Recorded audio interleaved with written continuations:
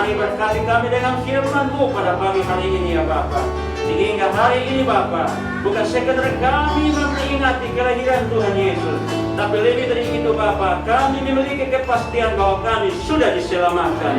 Dan pujilah nama-Mu kekal selamanya. Dalam nama Tuhan Yesus, yang punya surga dan bumi dan yang punya kehidupan ini, kami bersyukur dan berdoa. Mari kita yang percaya dengan firman Tuhan sama-sama kita katakan, amin. Puji nama Tuhan. Shalom semuanya. Puji Tuhan. Ada sukacita? Amin. Amin ya. Ada sukacita ya. Puji Tuhan. Terima kasih atas kehadiran Bapak Ibu pada pagi hari ini yang sudah menyediakan waktunya untuk kita beribadah, berdoa bersama-sama di tempat ini. Mari hari ini kita buka firman Tuhan di dalam Lukas pasalnya yang pertama ayat 26 sampai 38. Oke. Judulnya pemberitahuan tentang kelahiran Yesus. Bapak Ibu yang dikasih Tuhan, hari ini kita merayakan kelahiran Tuhan Yesus. Di sini ada yang tahu. Kira-kira benar enggak tanggal 25 Desember itu kelahiran Tuhan Yesus? Tahu? Tahu? Tahu? Enggak tahu. Ya, 25 Desember itu adalah hari raya Dewa Matahari yang dipercaya oleh Kaisar. Ya, terus Injil masuk ke Kaisar dan mereka percaya dan mereka mengubah hari raya itu menjadi hari kelahiran Tuhan Yesus. Jadi sampai hari ini tidak ada yang tahu hari kelahiran Tuhan Yesus.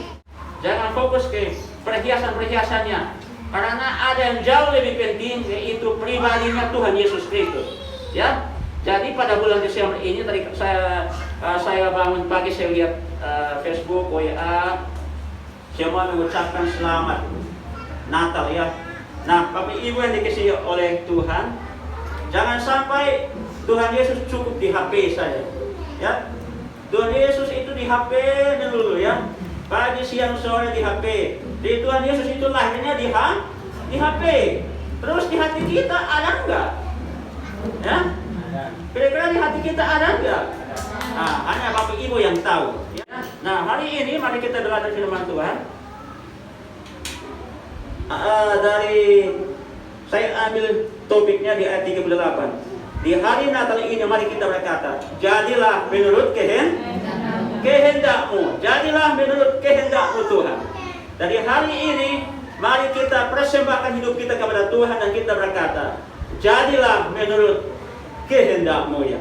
Jadi kalau kita perhatikan di sini, bagaimana Maria ini mendapat pesan. Jadi Bapak Ibu kalau kita perhatikan di ayat 26 dan 27 luar biasa. Saya ikuti kalau kalimat-kalimat ini saya senang. Dalam bulan yang ke-6, Allah menyuruh malaikat Gabriel pergi ke sebuah kota di Galilea bernama Nazaret. Ya. Jadi Bapa di surga itu mengutus malaikatnya yang bernama Gabriel pergi ke sebuah kota dengan satu tugas tertentu. Terus di ayat 27 bilang begini, kepada seorang, jadi di kota Nazaret itu diutus kepada seorang, siapa? Di ayat 27, seorang perawan yang bertunangan dengan seorang bernama Yusuf dari keluarga Daud. Nama perawan itu adalah Maria. Bapak Ibu yang dikasihi Tuhan, Tuhan tahu posisi kita di mana saja. Ya. Tapi ingat, mau terjadi kehendak Tuhan dalam hidup kita, bukan terletak posisi kita ada di mana. Ya, mau di Rio, mau di mana saja, itu tidak berpengaruh. Tapi yang paling penting saya akan garis bawahi satu kata di sini yang harus kita lakukan dalam hidup kita. Di ayat 27 bilang begini, kepada seorang apa? Seorang apa? Seorang apa? Perawan. Perawan itu saya garis bawahi tentang kekudusan. Ya, bukan seorang kumpul kebo ada di sana, bukan ya. Beda ya, hari-hari ini orang suka kumpul kebo ya. Dan tahu itu suaminya, ke istrinya. Tapi ini ayatnya bilang begini, seorang perawan yang sedang apa? Berpacaran atau bertunangan? Bertunangan, berarti bertunangan sudah ada di level atasnya pacaran, oke? Jadi ternyata Maria ini selama dia berpacaran sampai level tunangan, dia menjaga kekudusan. Jadi Intinya hari ini mau jadi kehendak Tuhan yang ajaib dan dahsyat dalam hidup kita, kita harus menjaga hidup kita benar di mata Tuhan. Oke?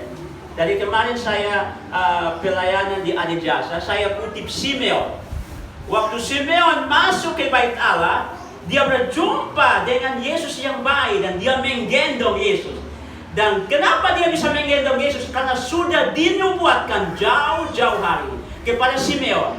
Karena Simeon ini firman Tuhan berkata bahwa dia orang benar dan orang saleh. Dan Roh Kudus berkata kepadanya bahwa dia akan melihat Mesias sebelum dia mati. Ya, jadi sebelum kita mati, kita harus berjumpa dengan Mesias. Siapa itu Mesias? Mesias artinya juru selamat atau Yesus Kristus Tuhan kita. Ketika dia menggendong Yesus di bait Allah, lalu dia berkata apa? Dia bilang apa? Sekarang Tuhan, kiranya aku pergi dalam damai sejahtera. Itu artinya apa? Kalau seseorang berjumpa dengan Tuhan Yesus Kristus, kalau seseorang sudah mengalami lahir baru, dia akan siap mati kapan saja. Pagi, sore, siang, dan malam. Dia tidak akan takut. Ya, hari ini boleh saja berbagai berita yang kita dengar terjadi di mana-mana. Tapi itu tidak akan menjadi gangguan halangan buat kita. Yang paling penting adalah hidup kita ini adalah benar di mata Tuhan. Kalau orang itu hidupnya benar di mata Tuhan, maka dia akan dispesialkan oleh Tuhan. Akan dijagai, dilindungi, dinaungi oleh dia. Dan kepadanya orang ini akan melahirkan rencana-rencana besar dari Tuhan. Ya, dari hari ini kita berdoa supaya setiap diri kita masing-masing sedang mengandung rencana Tuhan dalam hidup kita. Ya, ada yang sedang mungkin mengandung, ada yang sedang menanti melahirkan rencana Tuhan dalam kehidupan kita. Jadi mari kita berdoa supaya hari-hari ini seperti Maria yang diberikan pesan bahwa dia akan mengandung seorang anak laki-laki. Nah, hari ini setiap anak Tuhan menerima janji dari Tuhan, dan janji itu engkau sedang mengandung dia, dan tibanya itu akan lahir. Ya? Nah, jadi yang pertama itu adalah mari kita belajar hidup benar di mata Tuhan. Oke? Mari kita hidup benar di mata Tuhan. Di mata Tuhan. Karena kalau kita hidup benar di mata Tuhan, orang mungkin tidak peduli dengan kita. Kita sendirian, kesepian.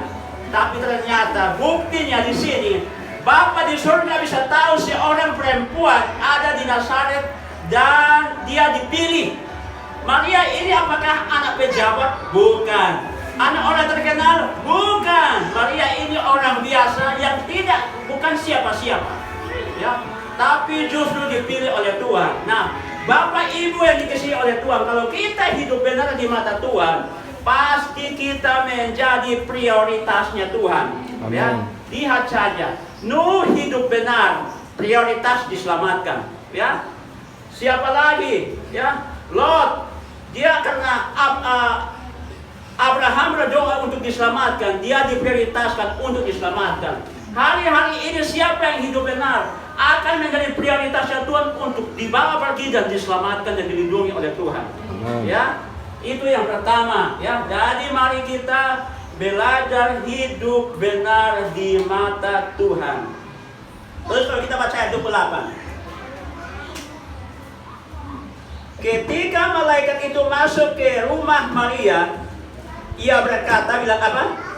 Salam, hai engkau yang dikaruniai, Tuhan menyertai engkau.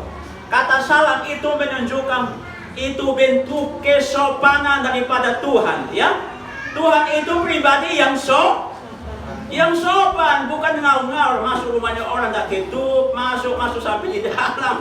Nggak boleh, ya. Apalagi HP-mu itu. HP kita ini juga harus, orang kalau kita mau komen sesuatu harus sopan, ya. Tuhan itu datang masuk di rumah Maria, tak sembrono kayak setan menerobos masuk saja. Yang menerobos masuk di rumahnya orang itu setan, ya. Makanya malaikat masuk dia ucapkan salam. Atau kalau bahasa sekarang kalau kita masuk di rumahnya orang kita bilang apa? Shalom. Ya. Jadi pribadi Tuhan itu pribadi yang sopan. Kalau dia akan datang dalam hidup kita, dia pasti sopan. Dia tidak mungkin terobos masuk dan buat kita hancur-hancuran. Bukan. Kalau setan dia masuk, dia akan menerobos dan dia akan membuat kita hancur-hancuran. Ya. Tapi Tuhan beda. Ya. Terus kita lanjut. Ayat 29. Maria terkejut mendengar perkataan itu lalu bertanya di dalam hatinya, apakah arti salam itu? Lalu ayat 30. Kata malaikat itu kepadanya, jangan, hai Maria, sebab engkau beroleh kasih karunia di hadapan. Dan yang tadi yang pertama, kalau rencana Tuhan, kehendak Tuhan terjadi dalam kehidupan kita, pertama, hidup benar. Hidup dalam keputusan. Yang kedua, di sini bilang jangan apa? Jangan apa? Jangan Firman Tuhan bilang jangan takut. Ketakutan kita menggagalkan rencana Tuhan. Gini, jangan takut mati, jangan takut menderita, jangan takut masalah dalam hidup kita. Yang kita takutkan adalah takut berbuat dosa. Itu yang penting. Kenapa takut berbuat dosa? Karena dosa itu upahnya adalah maut. Sudah jelas. Itu harus kita waspadai lebih dari yang lain. Tak usah pikirkan orang mau gosip lah, mau apalah. Kalau orang gosip kita bilang begini, oh saya terkenal gitu kan. Kalau orang gosip kita, jangan kamu bilang, jangan bilang begini, puji Tuhan saya terkenal. Ya, tak usah dipikirin. Semua yang kita hadapi dalam hidup ini, entah itu pergumulan, masalah, tak usah ditakutkan. Yang kita takutkan adalah takut berbuat dosa. Karena dosa itu akan mendatangkan maut. Itu penting sekali. Ya, jadi tidak boleh kita jangan sampai takut. Karena orang takut tidak bisa dipercayakan pekerjaan Tuhan. Karena kalau orang ini takut dipercayakan pekerjaan Tuhan akan gagal, akan gugur. Apa yang dikandung itu akan keguguran. Nah, jadi hari ini tidak boleh timbulkan roh takut dalam hidup kita. Oke? Yesus berkata bilang begini. Firman Tuhan berkata bilang, Tuhan memberikan kita roh apa? Keberanian. Roh keberanian, bukan roh takut. Jadi misalkan Tuhan memberikan kita roh keberanian, di dalam kita ini ada roh yang perkasa, roh yang kuat. Terus tiba-tiba muncul ketakutan, itu akan seperti bertolak belakang dan kita yang siapa yang hancur? Kita yang akan hancur. Bayangkan di dalam diri kita ini ada sesuatu yang bertolak belakang. Roh Tuhan itu pemberani. Muncullah sebuah roh yang lain yang penuh dengan ketakutan juga masuk dalam hati kita. Dan dua roh ini bertentangan. Yang stres siapa? Yang stres siapa? Kita yang stres. Gitu enggak? Lihat, orang stres itu bisa diakibatkan karena di dalam bagian dirinya dia itu ada ketakutan. Ada ketakutan. Dan di sisi yang lain ada roh keberanian yang masuk. Maka kita yang akan hancur. Ya, dari hari ini Tuhan bilang jangan takut. Sebentar lagi kita akan masuk 2022. Jangan takut. Ya, jadi nanti tanggal 31 kita di sini jam 7 malam kita makan memang supaya kenyang. Setelah itu kita duduk berdoa. Semua yang ikatan-ikatan dosa hari itu semua dilepaskan. Ya. Supaya masuk tahun 2000 jangan bawa beban lagi masuk ke sana, hancur-hancuran lagi, persoalan yang sama di tahun kemarin dipikul terus mau pikul mau bawa kemana? Ya, diselesaikan. Itu pelepasan doa, tolak semuanya sudah minta Roh Kudus memimpin menuntun masuk 2022. Ya. Terus yang ketiga, yang terakhir, ya saya tidak panjang-panjang. Di ayatnya yang ke-31 saya lanjut. Sesungguhnya engkau akan mengandung dan akan melahirkan seorang anak laki-laki dan hendaklah engkau menamai dia Yesus. Pernahkah Anda, istri Anda mengandung dan namanya sudah disiapkan? Itu. Nah ini Tuhan Yesus langsung, malaikat langsung mengatakan namanya kepadanya. Ia akan menjadi besar dan akan disebut Anak Allah yang Maha Tinggi. Dan Tuhan akan mengaruniakan kepadanya takhta Daud takhta Daud, bapa leluhurnya. Dan ia akan menjadi raja atas kaum keturunannya sampai selama-lamanya. Dan kerajaannya tidak akan berkesudahan. Oke, ayat 34 yang bagian yang ketiga. Kata Maria kepada malaikat itu, bagaimana hal itu mungkin terjadi karena aku belum apa? Bersuami, bertunangan sudah, bersuaminya belum. Ya. Jadi kalau mau rencana Tuhan terjadi dalam kehidupan kita, yang ketiga yang terakhir adalah jangan bimbang, percaya kepada Tuhan. Ya, karena Maria bilang begini, oh bagaimana mungkin? Hari ini kan banyak orang bilang, bagaimana mungkin? Bagaimana bisa? Saya punya sakit di sini, Pak. Kalau ada yang bilang, berdoa aja. Terus kita bilang apa? Bagaimana mungkin? Oh, saya punya pergumulan. Bagaimana mungkin? Oh, saya punya persoalan. Bagaimana mungkin? Kata bagaimana mungkin akan menggagalkan rencana Tuhan. Ya. Kata bagaimana mungkin hal itu terjadi. Karena saya belum bersuami. Itu artinya apa? Itu artinya Maria itu sebenarnya usul. Kalau bisa saya bersuami dulu. Bro, nanti orang bilang apa kalau saya mengandung di luar nikah. Itu. Jadi menerima rencana Tuhan pasti ada apanya? Resikonya, ya. Ada resiko yang harus kita hadapi, siap hadapi, ya. Nah, terus kita baca lagi terus ke bawah. Kata Maria kepada malaikat itu, bagaimana hal itu mungkin terjadi? Karena aku belum bersuami. Jawab malaikat itu kepadanya, Roh Kudus akan turun atasmu dan kuasa Allah yang Maha Tinggi akan menaungi engkau. Sebab itu anak yang kau lahirkan itu akan disebut kudus, anak Allah. Dan sesungguhnya Elisabeth sanakmu itu, ia pun sedang mengandung seorang anak laki-laki pada hari tuanya, dan inilah bulan yang ke-6 bagi dia yang disebut mandul itu. Sebab ayat 37 bilang apa? Sebab bagi Allah tidak ada yang mustahil. Terus ketika Maria mendengar kalimat sebab bagi Allah tidak ada yang mustahil, langsung dia bilang apa? Sesungguhnya ini aku hamba Tuhan, jadilah menurut kehendak. Jadi hari ini Bapak Ibu, mari kita percaya bagi Tuhan tidak ada yang mustahil. Bagi Tuhan tidak ada yang mustahil. Bagi Tuhan tidak ada yang mustahil. Taruhlah kata itu di dalam hati sanumarimu yang paling dalam. Bukan cuma di otak dan di pikiran. Kalau di otak kita pasti akan tolak. Taruhlah kalimat itu di hati kita yang paling dalam. Bagi Tuhan tidak ada yang mustahil. Masuk 2022 kau harus percaya bagi Tuhan tidak ada yang mustahil. Tidak ada yang mustahil. Memang dari kekal sampai kekal tidak ada mustahil bagi Tuhan. Ya. Dan mulai hari ini berdoa. Masuk 2022. Kalau mau berpergian, tanya Tuhan lo ya.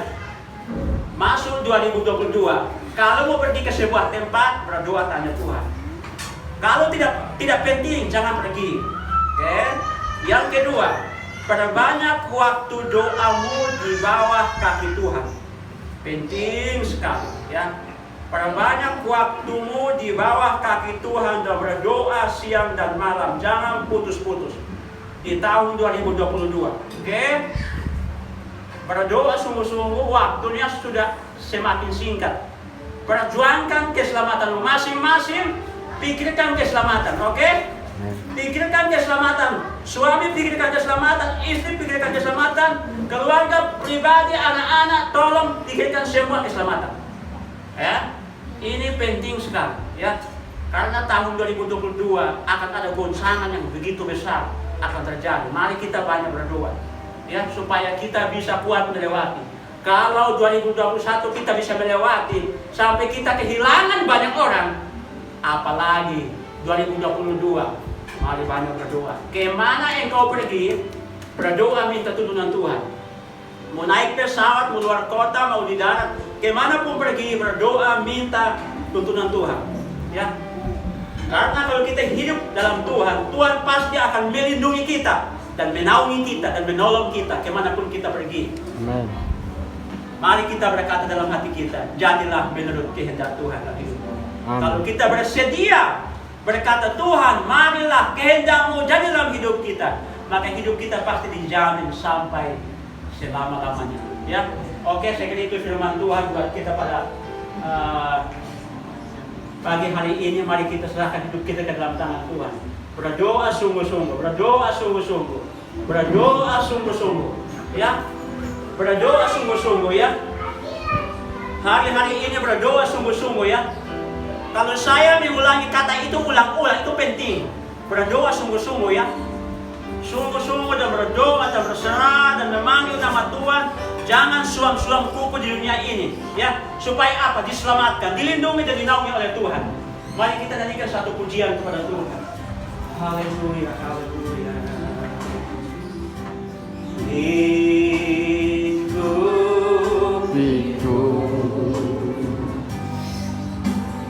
Dengan sayang Mau ikut Tuhan,